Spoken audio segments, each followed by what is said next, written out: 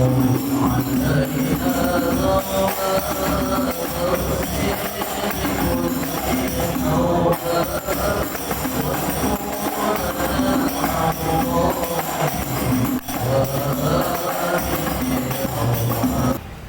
malam yajid ma'a ya itu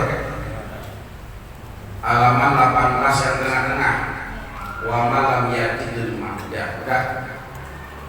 Bismillahirrahmanirrahim. Qala al-mu'allif rahimahullahu ta'ala wa nafa'ana bi 'ulumihi fi daraini. Wa man lam yajidil ma'a aw kana yadurruhu al-ma'u yatamama ba'da dukhulil waqti wa shawalin najasati wa marifatil qiblati bi tarabi khalisin tahuril lahu kubarun. Wa man lam yajidil ma'a wa man dan sinten mawon lam ora yajid nemuake al-ma'a ing dalem banyu. Dan barang siapa orang yang tidak menemukan air, au kana yadurul ma'u, atau karena dia darurat pakai air, ya tamam mama, maka boleh tayamum, suci dalam debu, gitu ya. Jadi orang yang mau wudhu tapi nggak dapat air, kalau sekarang kayaknya jarang ya, rawa masih banjir sih.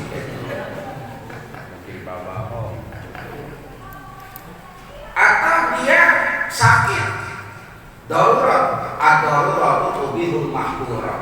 Misalkan kalau dia kena air maka akan tambah parah penyakitnya. Ada yang begitu, sakit akut kulit ya. Ya macam-macam lah yang sakit itu. Ya, kalau saya ini kena ini apa namanya kena air itu langsung mulus-mulus, keleko. Ya darurat namanya itu, bukannya emang aku kena air. Ini apa melenting? Kalau kena air perih, melenting doang. Melenting. Emang apa kena air? Ini kurang. Yang darurat. Kalau darurat itu ya boleh bertayamum, tapi pakai syarat. Kapan? Ba'da dukhulil waqti, setelah masuk waktu sholat. Enggak boleh orang tayamum tapi sholat belum masuk waktunya. Misalkan enggak ada air dari mulai semalam, dari habis subuh, udah sholat subuh enggak ada air. Semua setangrang nggak ada air, contoh itu mah ya, nggak ada air banget, kemana-mana nggak ada. Nah, nggak boleh tayamum jam 11 siang. Pokoknya tayamum itu setelah kedengaran suara adzan baru boleh tayamum. Bahkan kalau perlu itu waktunya waktu ikhtiar. Udah belajar belum tentang waktu-waktu sholat? Ada waktu fadilah, ada waktu ikhtiar, ada waktu jawaz. Udah baca belum itu kira-kira? Waktu fadilah di awal waktu ikhtiar di pertengahan, waktu jawaz di akhir waktu.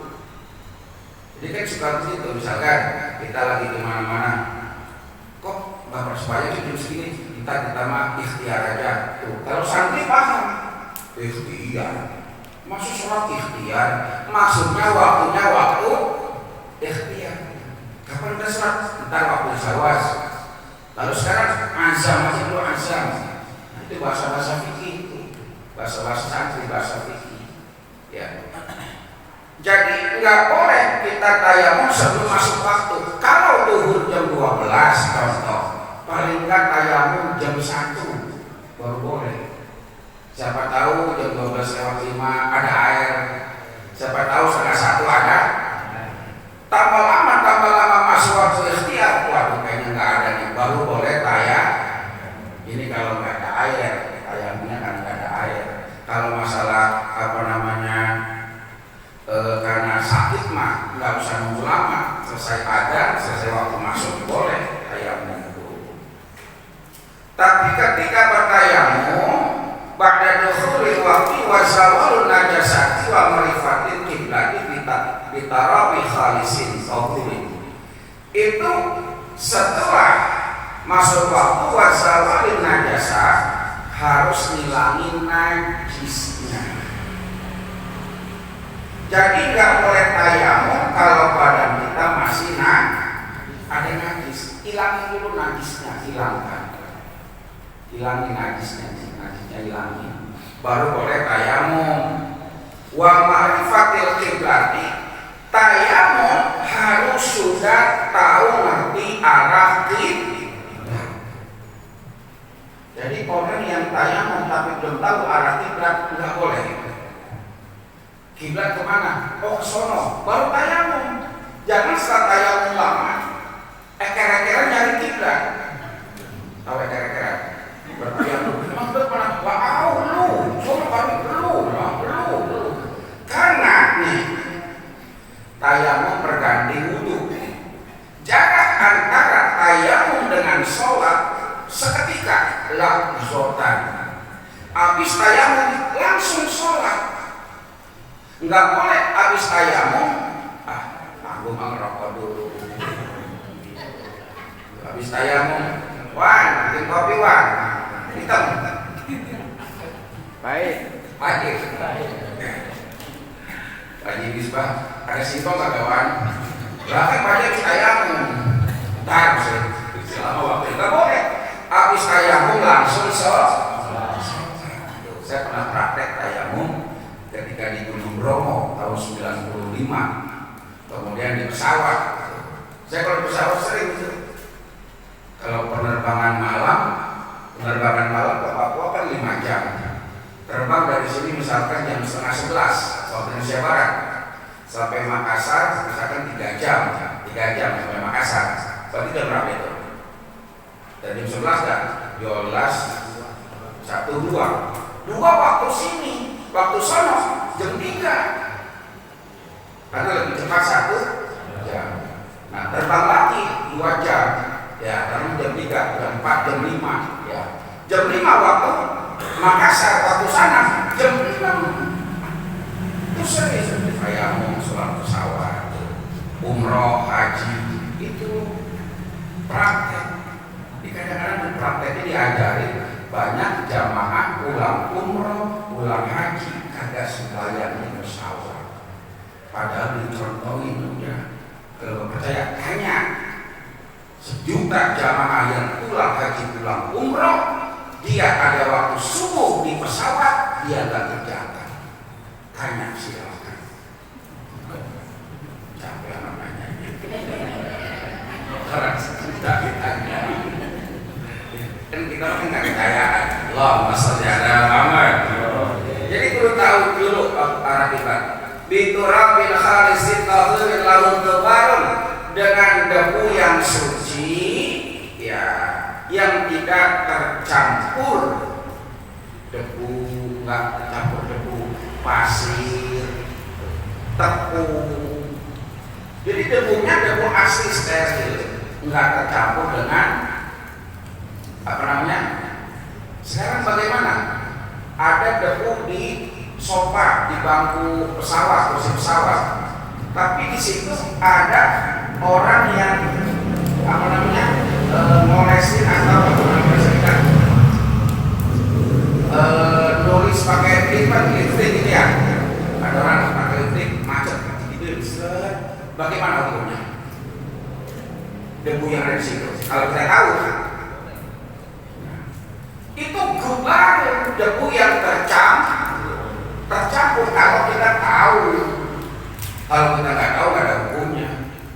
Maka ketika kita bertayamum, hindari debu yang tercampur. Jangan tayamum di samping penggilingan tepung. Jangan. Kenapa? Jelabu.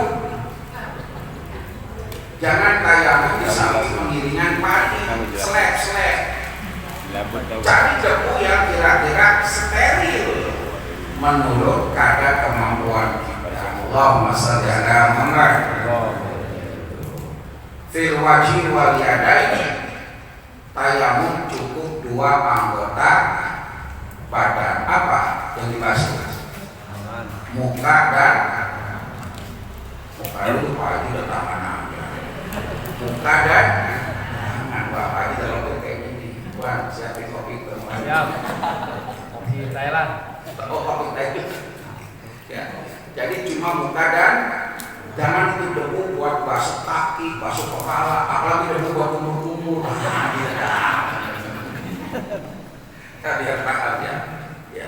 Ustaz kita mau kemana-mana, kita mau nggak pergi jauh, ngapain pakai ayam dipelajarin? Siapa tahu kita nggak tahu kan ya. Siapa tahu rencana wali kota kita lagi kampanye yang gantung di uni, namanya keluar, dan sepeda.